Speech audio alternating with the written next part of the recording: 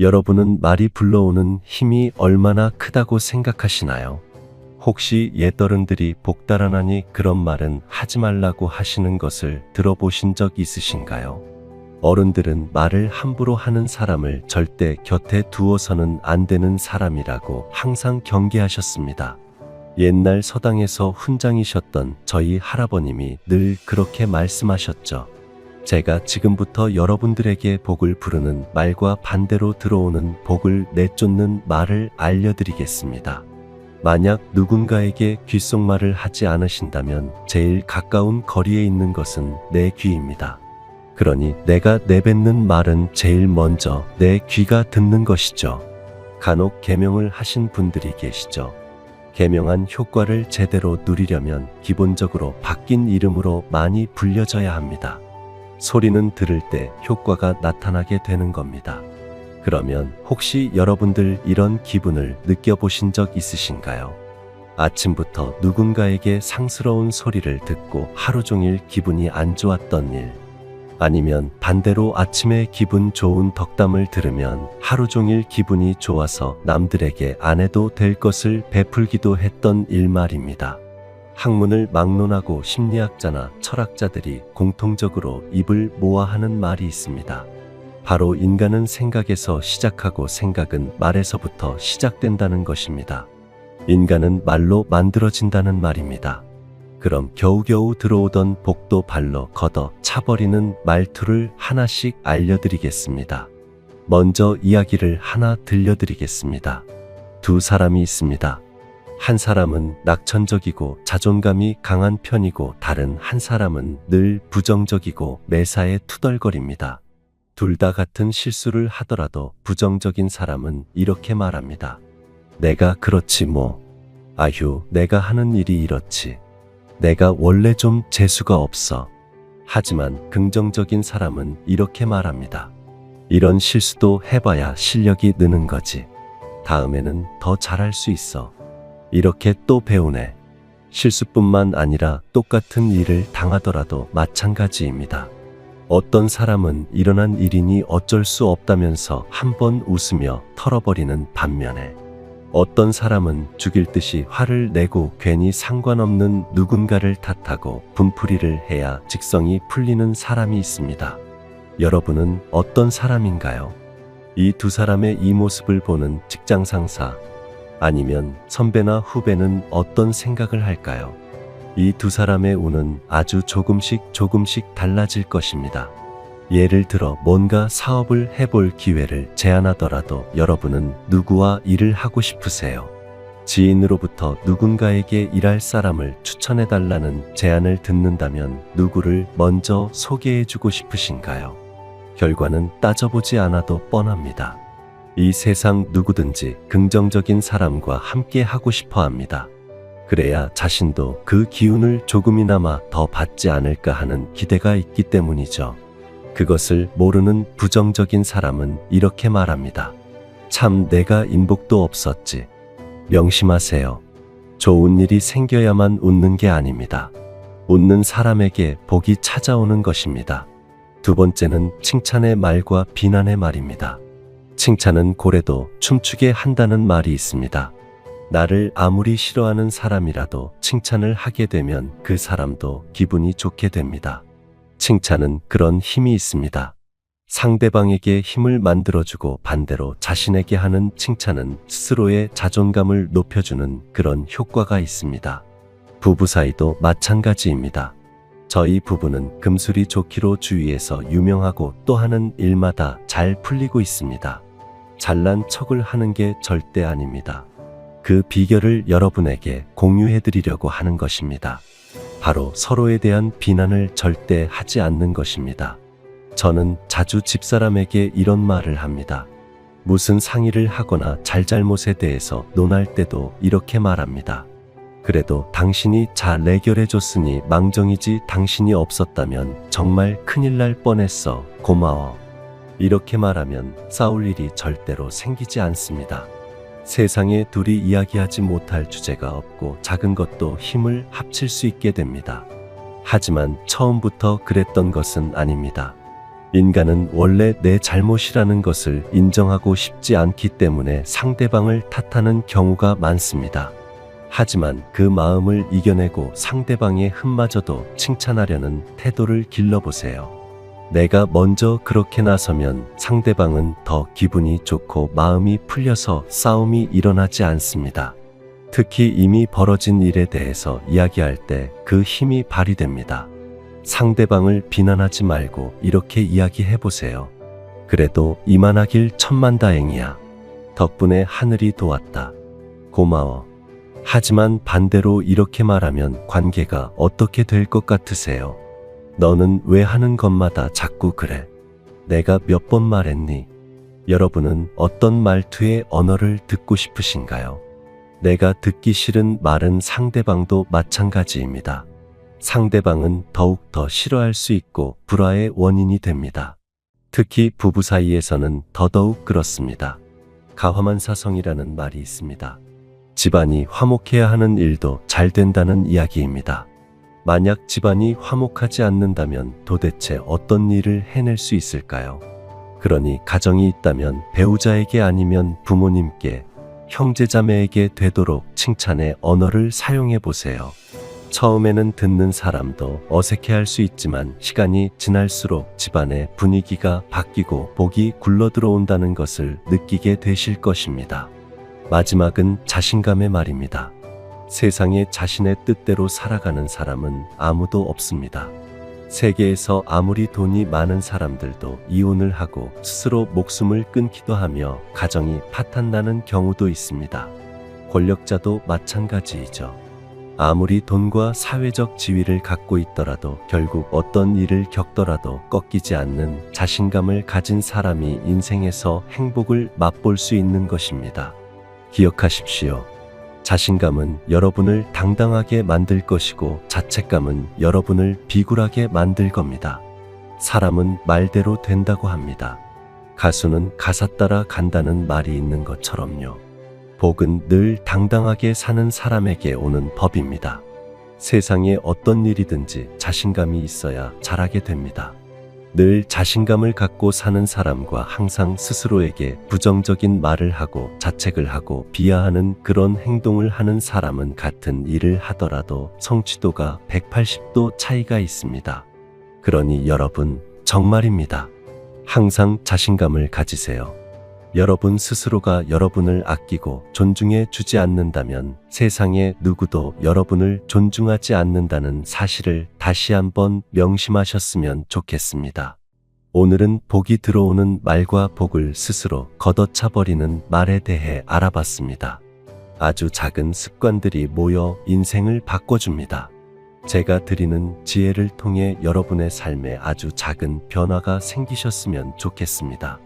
하루 만에 인생이 달라지지는 않겠지만 그런 나날이 쌓일수록 여러분의 인생은 더욱 더 좋은 쪽으로 발전될 것이라 믿기 때문입니다. 저는 그저 여러분의 인생이 조금씩 나아지는 방향으로 가기를 희망합니다. 구독과 좋아요 눌러주시면 다음에는 삶에 더 유익한 이야기를 나눠볼까 합니다.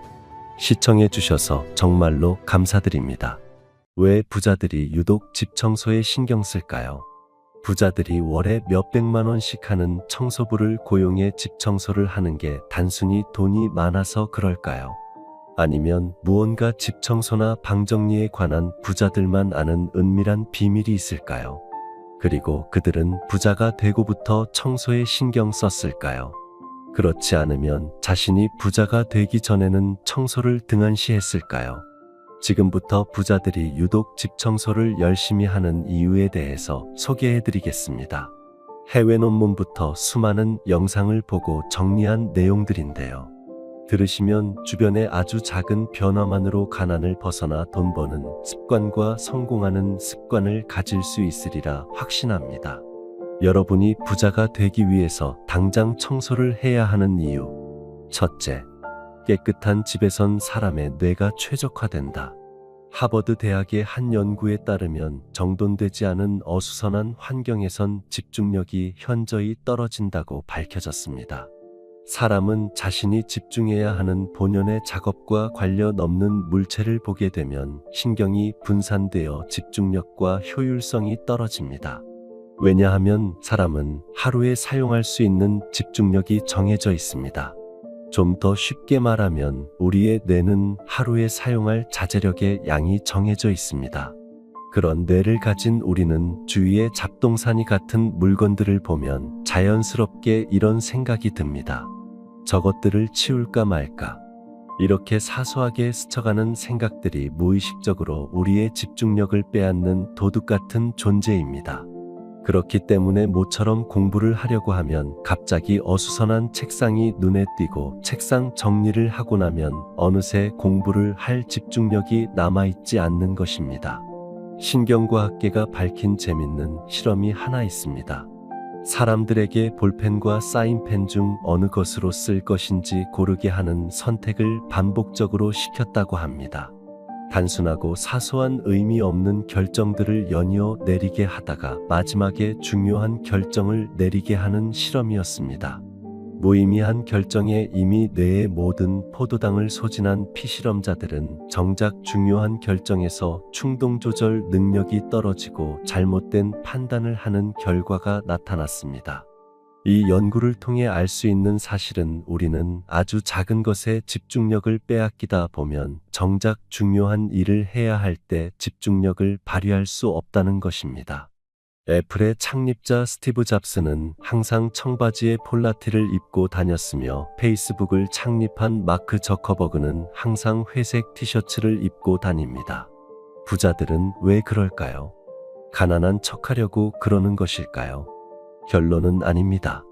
저커버그는 왜 맨날 똑같은 옷만 입냐는 질문에 회사를 관리하는 것 외에는 해야 할 결정에 수를 댈 수 있는 대로 줄이고 싶어서 먹는 것이나 입는 것과 같은 일상의 작은 일들을 처리하는데 에너지를 소진하면 내일에 전념할 수 없다라고 말했습니다.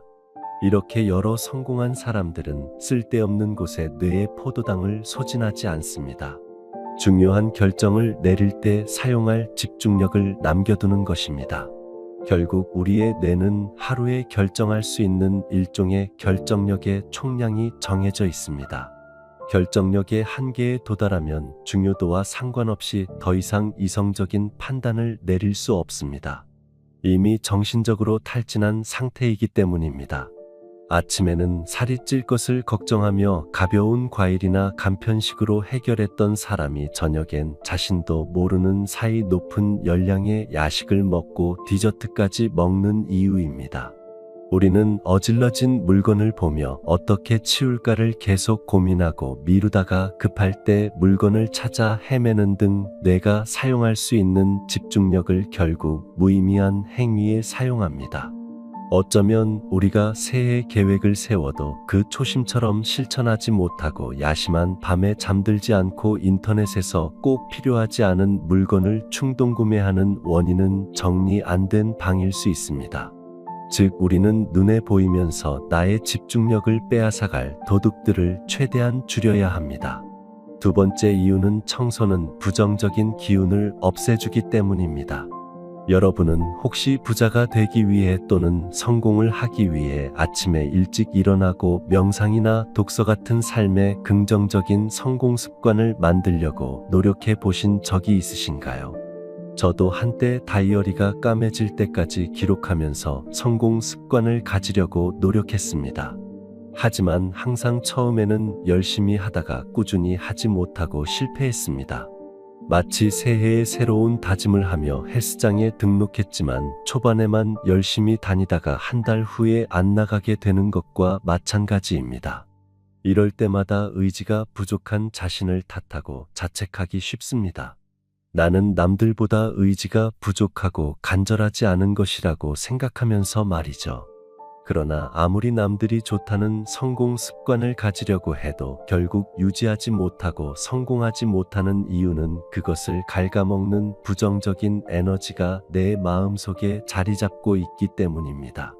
쉽게 예를 들면 운전을 할 때 사이드 브레이크를 걸어둔 엑셀을 계속 밟고 있는 것입니다. 이 상태로 계속 운전을 하면 엑셀을 아무리 밟아도 속도가 안 날 뿐더러 결국 과부하로 차가 망가지게 됩니다. 올바른 운전을 하려면 차가 나아가지 못하게 막는 사이드 브레이크를 먼저 풀어야 하죠. 우리의 사고도 마찬가지입니다. 삶에 긍정적인 플러스 사고를 넣기 전에 나를 갉아먹는 부정적인 에너지가 있지 않은지 살펴봐야 합니다. 부정적인 에너지를 없애는 방법은 생각보다 쉽습니다. 가장 쉽고 빠르게 효과를 보는 방법은 청소와 쓰레기 버리기입니다. 청소를 하기 전 아침에 일어나서 창문을 열고 환기를 해주세요.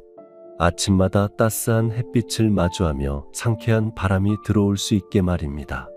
환기를 통해 집안의 마이너스 에너지를 밖으로 내보내고 건강한 생활을 시작하세요. 그리고 오래된 것이나 불필요한 것은 그 자체가 내 주위를 나쁜 기운으로 채우는 것입니다. 안 쓰거나 오래 방치한 쓰레기들을 버리세요. 버린다는 행위는 새로운 자신이 되기 위해 불필요한 요소를 버린다는 뜻입니다. 주방에 쌓아둔 쓰레기나 곰팡이 핀 옷 등 현재 나의 에너지를 빼앗아 무기력하게 만드는 것들을 모두 버리세요. 혹시 과거에 받은 상장이나 트로피처럼 나를 계속해서 과거에 묶어두는 것들, 그리고 언젠가는 쓰겠지 싶어서 아까워 아껴두었던 것들도 과감히 정리해야 새로운 삶을 시작할 수 있습니다. 아무리 좋은 강의나 명상, 독서를 해도 이런 습관을 들이지 않으면 결국 무용지물이 될 수 있습니다. 이와 관련된 신기한 이야기를 하나 해드릴까 합니다.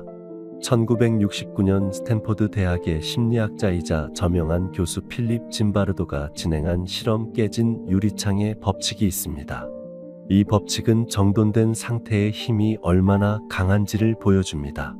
깨진 유리창 실험은 두 대의 자동차 중 한 대는 보닛을 살짝 열어두고 다른 한 대는 보닛을 열고 창문을 조금 깬 상태로 두었습니다.